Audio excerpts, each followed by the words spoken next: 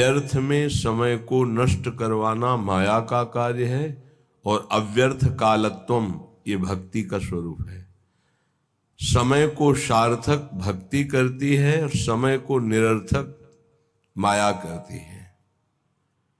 माया में फंसा हुआ जीव निरर्थक कार्यों को करते हुए पूर्ण जीवन बर्बाद कर देता है और भक्ति का कृपा पात्र प्रत्येक क्रिया, प्रत्येक समय, प्रत्येक वस्तु सद में अर्पित करके वो सद स्वरूप हो जाता है। माया असत है, जड़ है, भ्रमात्मक है, दुखमय है। भक्ति सद है, महासुख प्रदान करने वाली है और प्रकाश स्वरूप है, इसलिए इसमें भ्रम हो ही नहीं सकता है। इससे भ्रम का नाश होता है। जो भक्त हैं, जो उपासक हैं, उनके लिए ये बात है। संसारी पुरुष तो प्रभु को कुछ मानते ही नहीं, कुछ मानते हैं तो केवल एक अपने सुख को पाने के लिए उनको साधन मात्र समझते हैं, साध्य प्रभु को नहीं समझते। हे प्रभु मेरा ऐसा कार्य हो जाए, तो प्रभु हुए साधन और सांसारिक कार्य हुआ साध्य, कोई खास बात नहीं हुई। यहां भगवत प्राप्ति की जो चर्चा है उसमें है साधन संपूर्ण विषयों को बना ले, क्रियाओं को बना ले, वृत्तियों को बना ले और साध्य प्रभु को माने। यहां से प्रारंभ होता है भगवत मार्ग। नहीं, उसे हम भगवत मार्ग नहीं कहते हैं।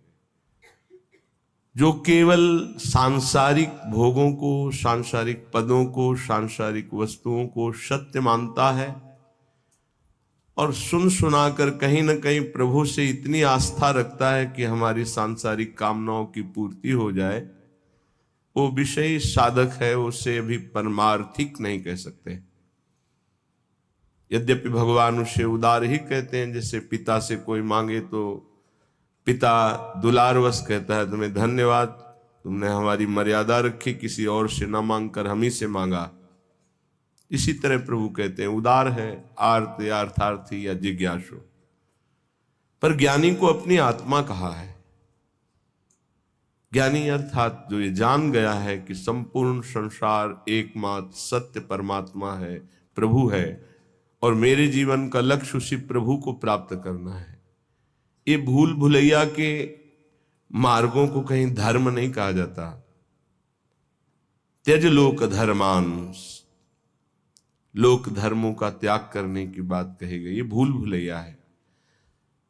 श्री भगवान जगत गुरु हैं, वही कह रहे हैं सर्वधर्मान परित्यज्य मामेकम शरणम व्रज। मेरी एक शरण में हो जाओ। मनुष्य जीवन का लाभ शरण में हो जाना है। शरणागति का तात्पर्य है तदर्पिता अखिलाचारिता तद्विस्मरणेन परम व्याकुलते। एक एक आचरण प्रभु के अनुकूल हो और निरंतर प्रभु का स्मरण हो। स्मरण में थोड़ा भी विस्मरण बर्दाश्त न हो, यही जीवन का परम लाभ है। यही जीवन का परम लाभ। ये बड़े बड़े सिद्ध संतों की बात है।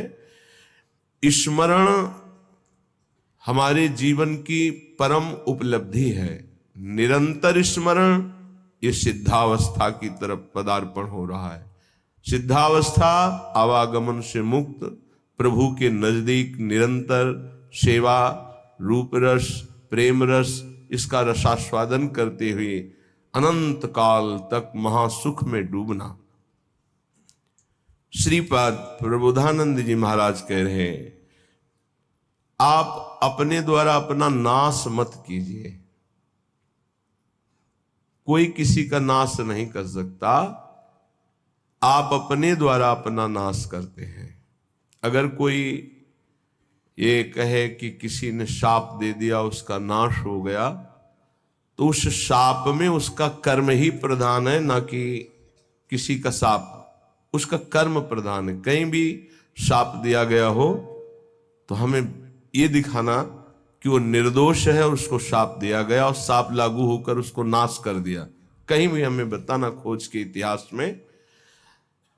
मुनिन का क्रोधो मुक्ति दातार, अगर संतों ने कभी किसी को दंड दिया है, साप रूपी दंड, तो सीधे भगवत प्राप्ति हुई उसकी। जैसे नलकूबर, मणिग्रीव, परम पावन भागीरथी अलकनंदा में, आकाश गंगा में अपवित्र दशा में थे।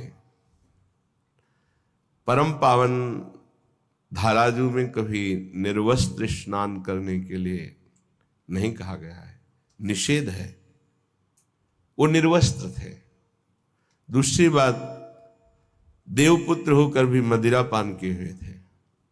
कुबेर जी के पुत्र हैं, धनाध्यक्ष कुबेर। धन मद इतना बढ़ा कि परम पावन गंगा जी में भी खड़े होकर मदिरा पान करके ऐसे लौकिक विलासता। तो जे भी देवर्ष नारद जी गए तो अप्सराओं ने तो वस्त्र धारण करके उन चरणों में प्रणाम करके लज्जापूर्ण स्थिति में खड़ी हो गई, लेकिन वो निर्लज्ज मदिरा पान किए हुए ऐसे, ना कोई प्रणाम मुद्रा, ना कोई।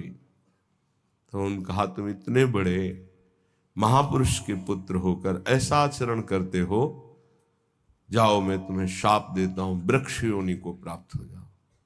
बड़ा भयंकर शाप, तो बड़ा भयंकर। कहां कुबेर पुत्र और कहां जड़ वृक्ष योनि।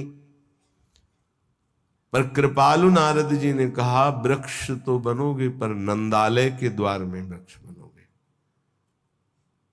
और भगवान सर्वलोक महेश्वर जब अवतार लेंगे तब तुम अपने स्वरूप में आ जाओगे। क्या सौभाग्य मिला, ऐसे साधनहीन को योगी दुर्लभ वांछित वरदान मिल गया।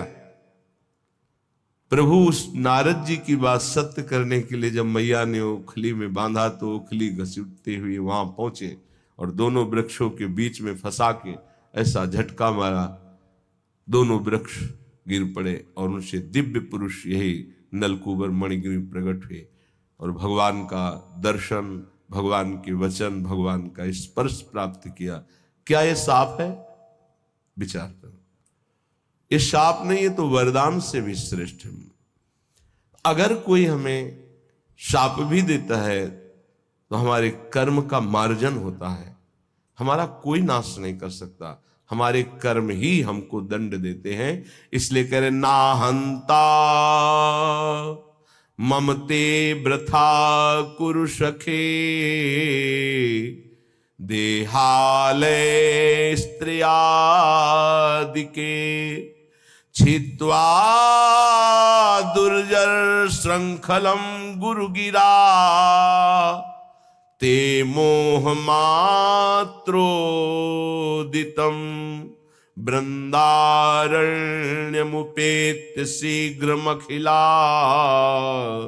नंदैक साम्राज्य सत कंदम कंद फलादिवृत्तरनिशम,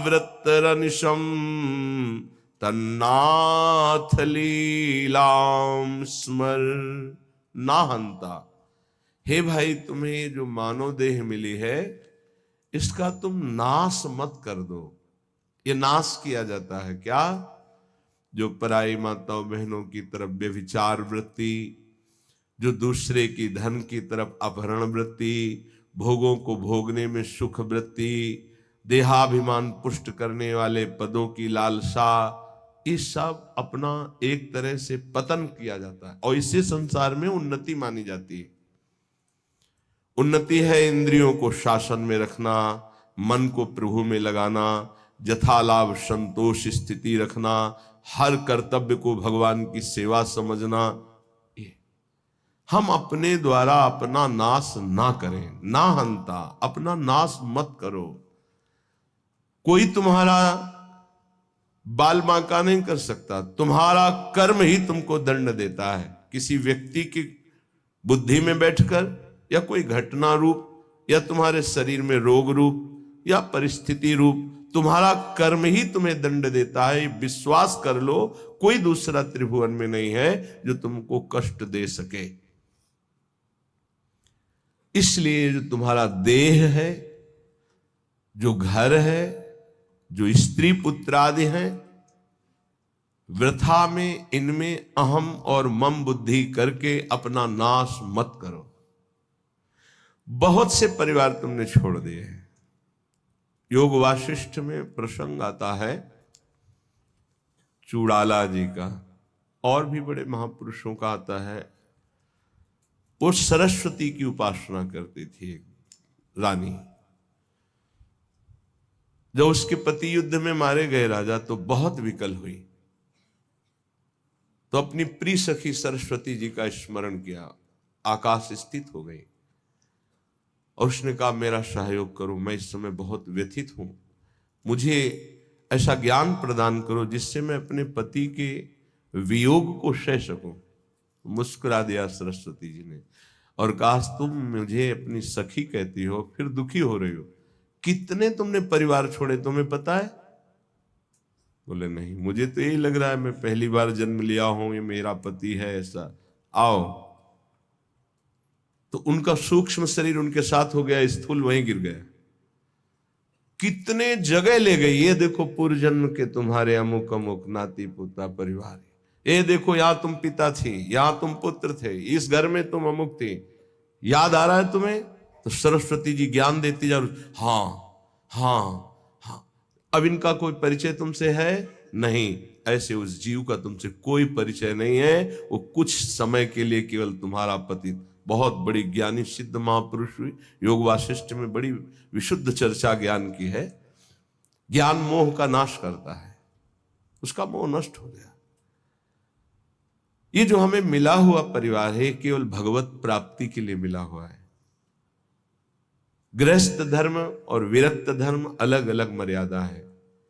पत्नी पुत्र परिवार आदि की सेवा रूपी परम धर्म करके नाम जप करते हुए भगवत प्राप्ति करनी है। शरीरों में मोह नहीं करना है, आंतरिक बैठे हुए प्रभु से अपनापन करना है।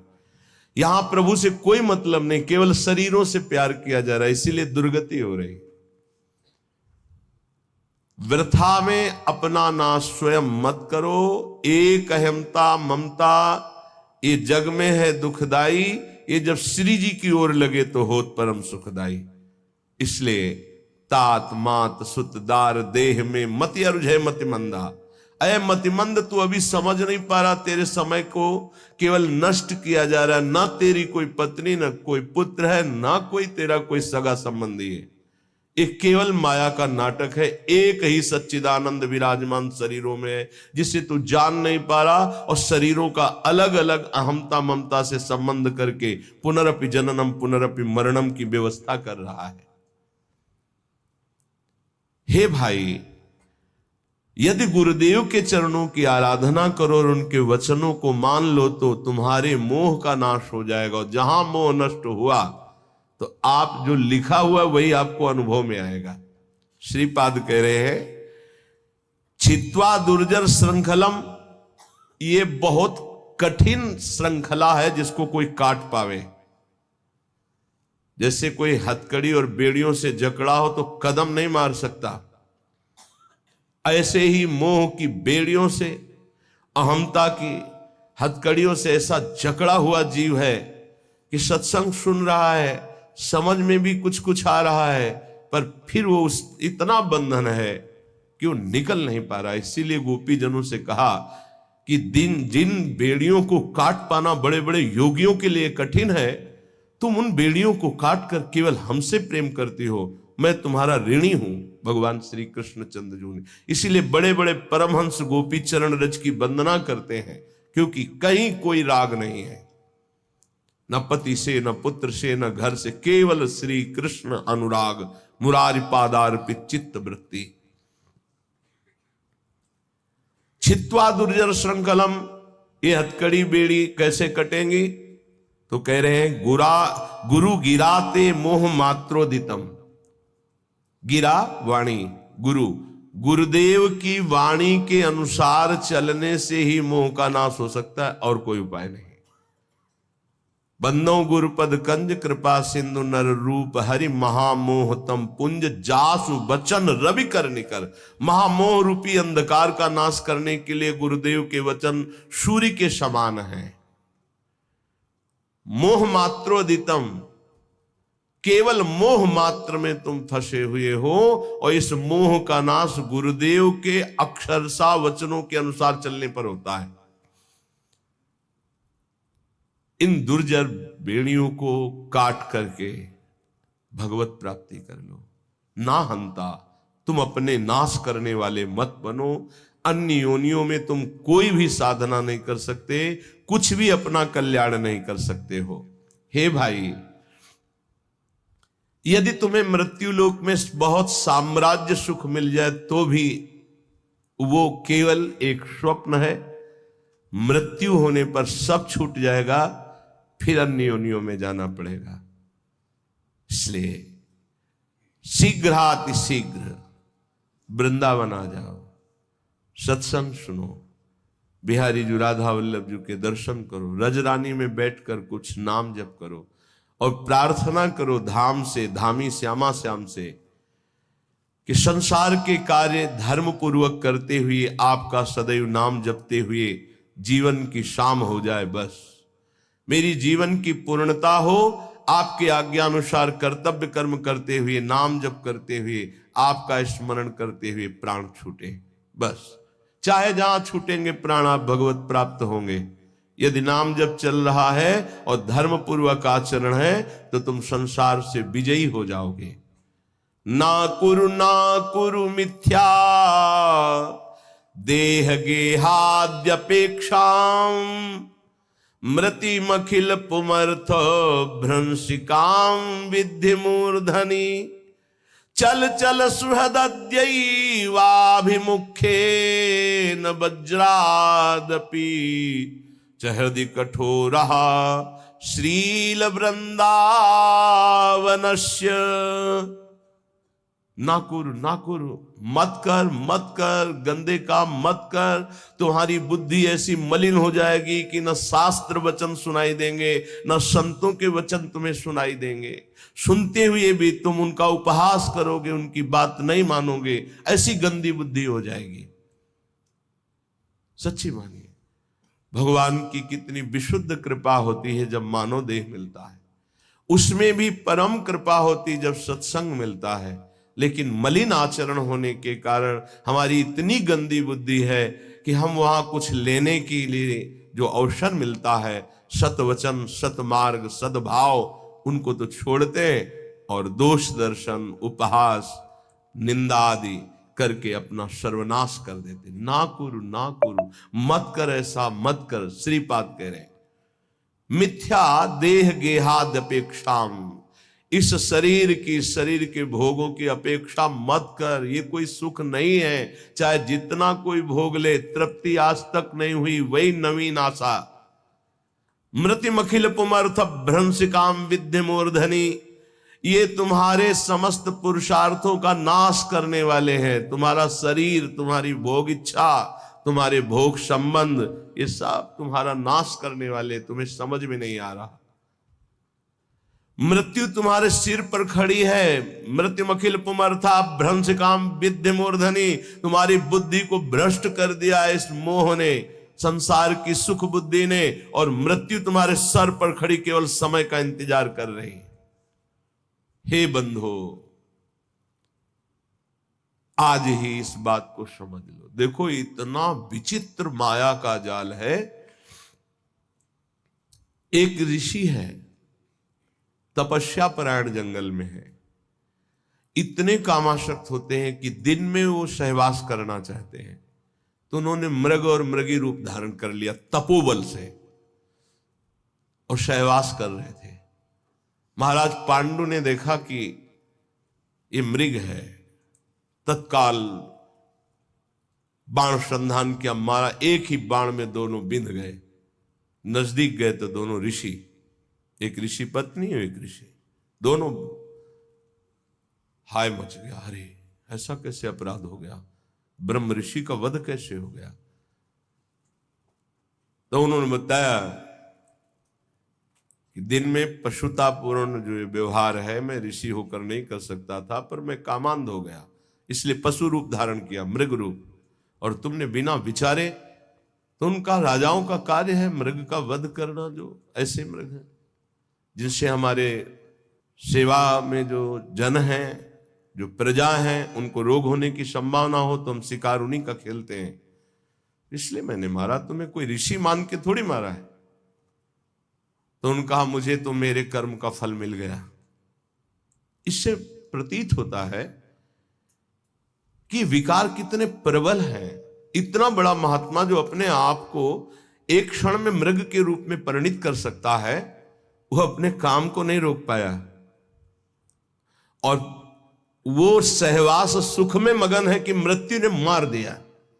यहां कह रहे हैं मृत्यु मखिल पुमर्थ भ्रंशिकाम विद्य मूर्ति, तेरी बुद्धि को भोगों ने भ्रष्ट कर दिया है, पर तुझे यह पता नहीं कि मृत्यु तेरे सिर पर खड़ी है। हम बड़े आनंद में मगन हो रहे, किन्हीं भोगों में, किन्हीं विलासिता में, और मृत्यु एक एक सेकंड गिन रही। ये सेकंड गया, ये सेकंड गया, ये से, और ऐसा प्रहार करेगी फिर तुम्हारे पास कुछ भी बनाने के लिए समय नहीं रहेगा। मन पछते ही है और शर्मिते। इसलिए कह रहे चल चल सुहृद दैवाभिमुखेन वज्रादपि च हृदि कठोरहा श्रील वृंदावनस्य।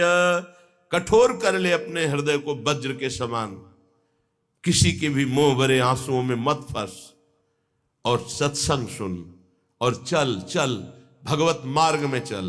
गृहस्थ धर्म में रहते हुए, परिवार का पोषण करते हुए, नाम जप करते हुए, भगवत कथा गायन, भगवत कथा श्रवण, भगवत नाम कीर्तन, ये है चल चल चल। भगवत मार्ग में चल, गंदे मार्ग में ना करो। ऐसा कार्य मत कर, ऐसा मत कर कि तू अपना नाश कर ले। देखो महापुरुष जन करुणा करके कह रहे हैं, वो तो भगवत प्राप्त है, उनको क्या फर्क पड़ता है, तुम माया में लगो या प्रभु में लगो।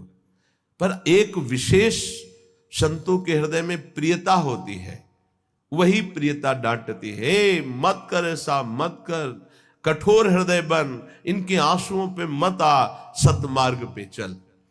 चलो तुम ऐसे परिवार में हो जहां कलह हो सकती, तिलक मत लगाओ, मत कंठी बांधो, मत ठाकुर सेवा विराजमान करो, पर अंदर अंदर रो रो कर पुकार सकते हो, राधा राधा। अंदर ही अंदर कोई जाने ना, भगवत प्राप्ति हो जाएगी। बात मान लो। भगवत प्राप्ति के लिए हम अपने जीवन को अन्य कोई आश्रय, अन्य कोई संबंधों में नहीं खोने वाले। भगवत प्राप्ति के लिए हमारा जीवन है। अब हम भगवत प्राप्ति करके रहेंगे। अगर हमारे ऊपर ऐसा शासन है कि हम बाहरी भागवतिक रूप नहीं धारण कर सकते तो ना धारण करो। झगड़ा कलह नहीं करना, पर राधा राधा करने में कौन जान पाएगा। चुपचाप अंदर ही अंदर राधा राधा।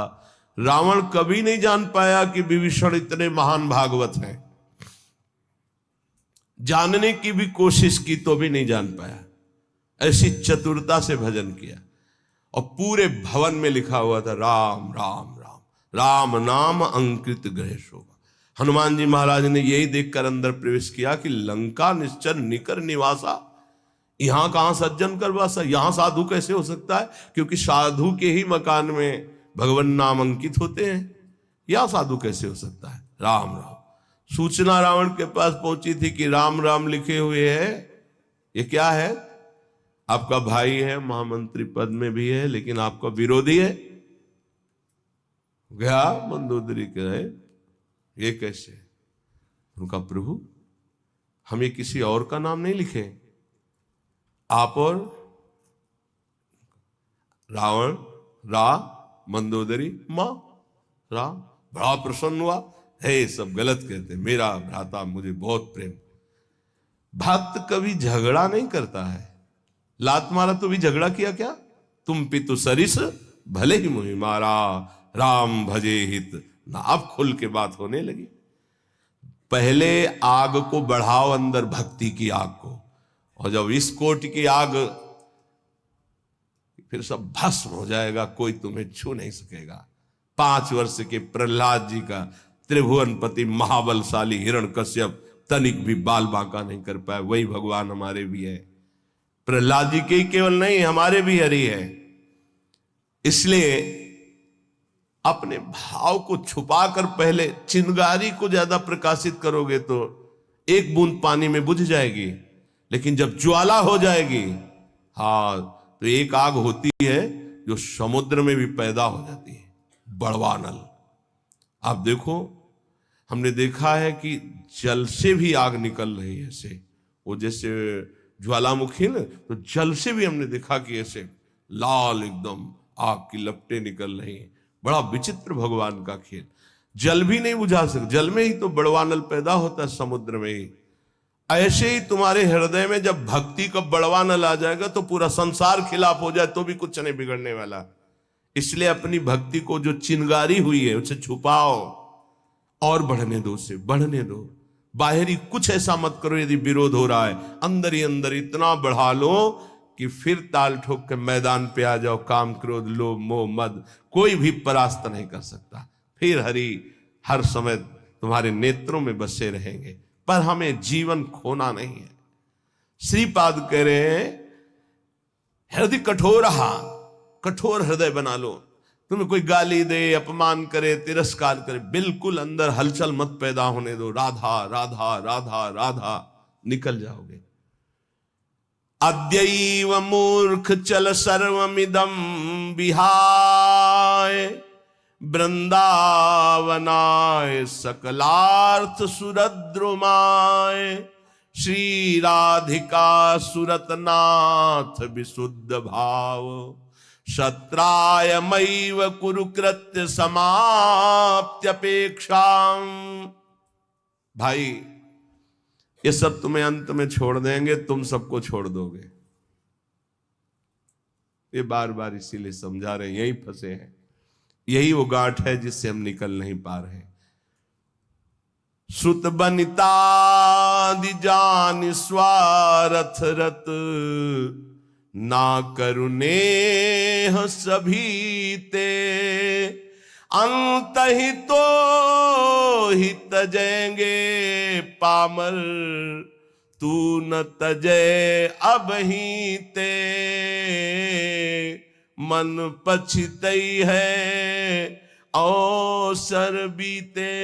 आज तो राधा राधा बोलने लायक हो, ऐसे ऐसे रोग हैं, ऐसी समस्याएं हैं, ऐसी प्रतिकूलता है कि बोलने का अवसर नहीं मिलेगा। ध्यान रखना, पछताना ही हाथ लगेगा।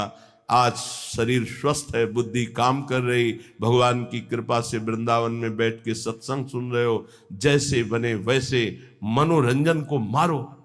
मनोरंजन से ही बड़े भयानक भयानक पाप हो रहे हैं। केवल मनोरंजन, मनोरंजन से हिंसा हो रही, मनोरंजन से व्यभिचार हो रहा है, मनोरंजन से ही बड़े बड़े महापाप हो रहे हैं। मारो इस मन की वृत्ति को जो पापात्मक भाव में हमें लगाए हुए, जो हमें पापात्मा बना रही है, जो हमें भगवत प्राप्ति से विमुख मार्ग में आगे बढ़ाते चली जा रही है। श्रीपाद कह रहे, अद्यैव मूर्ख चल सर्वमिदं विहाय। इसी क्षण से, अय मूर्ख, जिधर तू जा रहा है बहुत ही खतरनाक मार्ग है, भोगना पड़ेगा। ऐसी ऐसी परिस्थितियां जीवों की जब देखते हैं ना, तो लगता है कितना कष्ट पा रहे हैं जीव, कितना कष्ट पा रहे हैं। आप लोग प्रमाद में हैं, इसलिए आपको नहीं, यहां किसी भी कष्ट को देखा जाता है तो तत्काल उसमें तन्मयता की जाती है, तो पूरा कष्ट अनुभव होता है। अरे कितना भयानक पीड़ा इस जीव को हो रही है, कोई उपाय नहीं, केवल मृत्यु ही मृत्यु। वो सड़ रहा है, कोई औषधि का। जंगलों में ऐसे कितने जीव हैं जिनके विचित्र कष्ट जागृत हो गए, कोई औषधि नहीं, कोई खान पान की व्यवस्था नहीं। अब वो जब तक मरेगा नहीं, वो उठ के नहीं चल सकता, कीड़े खा रहे, पड़ा है जिंदा, जिंदा पड़ा है, सड़ रहा है। कौन है ये? हम ही हैं। हमारे कर्म बिगड़ गए।